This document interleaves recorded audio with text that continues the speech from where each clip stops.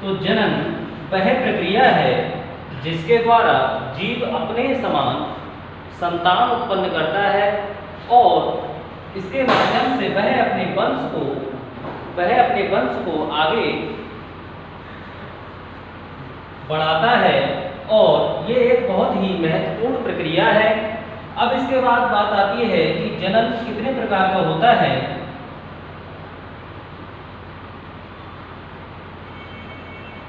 जनन दो प्रकार का होता है।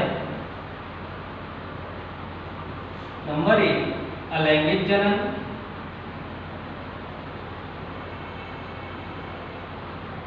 जनन, और दूसरा लैंगिक जनन, सेक्सुअल रिप्रोडक्शन।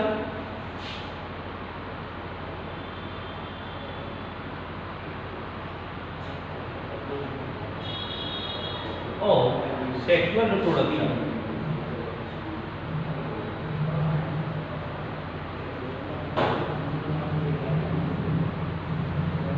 अब अगर हम बात करें, अब सबसे पहले हम अलैंगिक जनन के बारे में अध्ययन करेंगे। ये सबसे पहले ये कई प्रकार से होता है, जैसे विखंडन,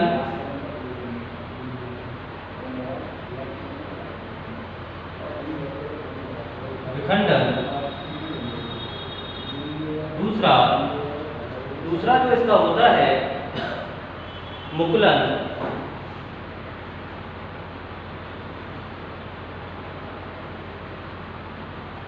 और तीसरे प्रकार से जो होता है खंडन, और चौथे प्रकार से होता है बीजाणुओं द्वारा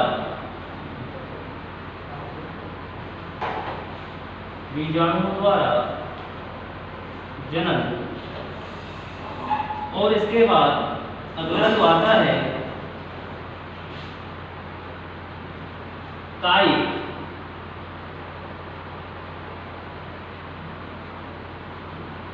जनन। अलैंगिक जनन को हम इन 4 भागों में बांटकर पढ़ेंगे। 4 प्रकार का अलैंगिक जनन होता है। अब सबसे पहले हम बात करते हैं कि अलैंगिक जनन की परिभाषा के बारे में बात करते हैं कि अलैंगिक जनन होता क्या है। अलैंगिक जनन की वह प्रक्रिया है। अलैंगिक जनन की वह प्रक्रिया है जिसमें 2 जीव संयुक्त संलयन ना करके एक ही जीव अपने समान संतान उत्पन्न करता है, अलैंगिक जनन कहलाता है। इस प्रकार के जनन से उत्पन्न संतान जो होती है वह अपने जनक की पूर्णता समान होती है और यह जनन अधिकतर एक कोशिकीय जीवों में पाया जाता है। तो हम कह सकते हैं, अगर हम इसकी परिभाषा लिखें, कि वह जनन, अलैंगिक जनन के बारे में, वह जनन जो एक कोशिकीय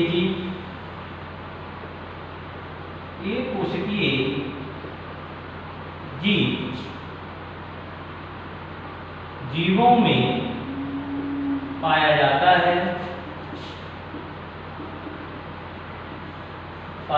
है जिसमें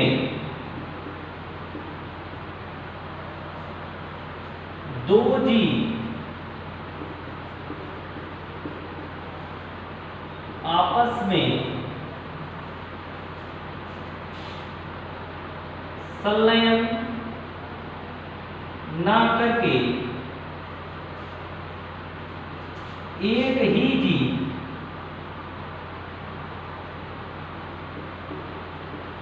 जीव संतान उत्पन्न करता है,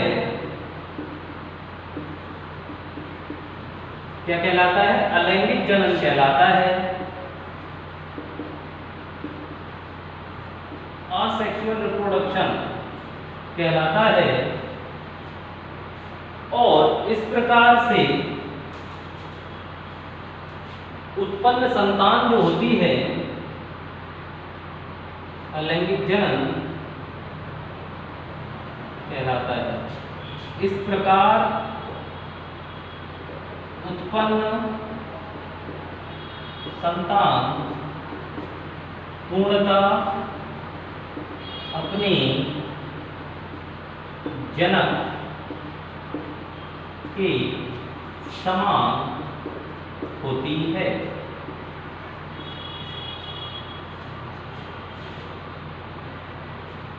तो आपको समझ में आ गया होगा कि असेक्सुअल रिप्रोडक्शन क्या होता है। वह जनन जिसमें ये जनन, पहले तो आप ये बात ध्यान रखो कि एक उसके जीवों में पाया जाता है जिसमें दो जीव आपस में ना मिलकर एक ही जीव संतान उत्पन्न करता है और उससे जो उत्पन्न संतान होती है वह पूर्णतः अपने जनक के समान होती है, अपने माता पिता के समान होती है। उसे असेक्सुअल यानी अलैंगिक जनन कहते हैं।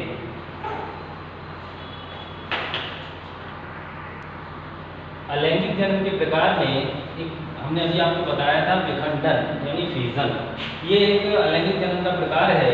अब इसमें होता क्या है, विखंडन का अर्थ होता है, इसका अर्थ होता है क्या, टुकड़ों में टूटना,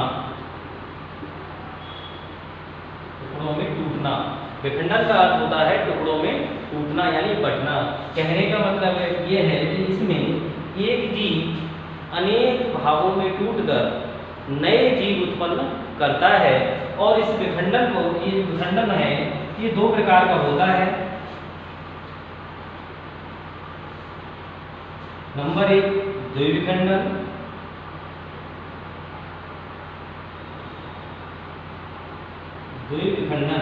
यानी बाइनरी फ्यूजन, और दूसरा जो होता है बहुविखंडन, जिसे कहते हैं मल्टीपल फ्यूजन। अब सबसे पहले हम द्विविखंडन के बारे में पढ़ें। द्विविखंडन क्या होता है? द्विविखंडन ये संघ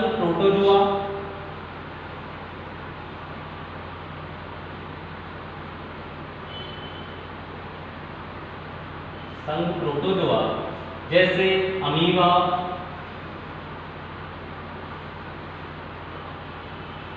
पैरामीशियम,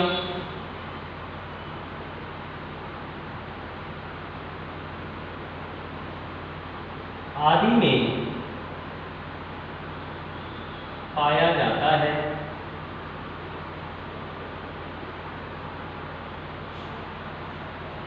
और इसमें अमीबा, जैसे अमीबा जो होता है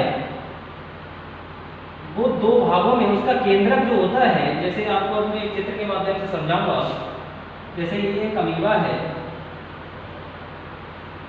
और अमीबा के अंदर होता है केंद्रक और इसमें भरा होता है कोशिका द्रव्य।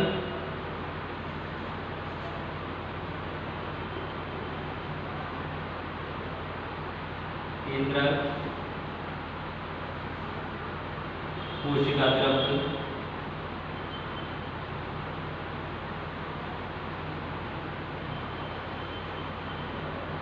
और इसकी ये सेल मेम्ब्रेन होती है, कोशिका भित्ति होती है। अब होता क्या है, जैसे ये एक अमीबा है और ये अमीबा, इसका जो केंद्रक होता है दो भागों में विद कोशिका द्रव्य के दो भागों में डिवाइड हो जाता है। जैसे ये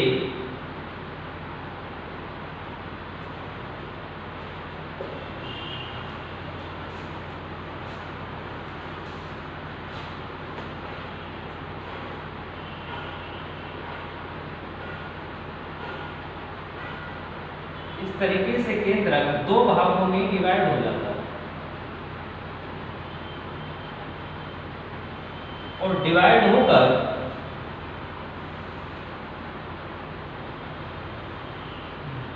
और इसके साथ ही इसका कोशिका द्रव्य भी,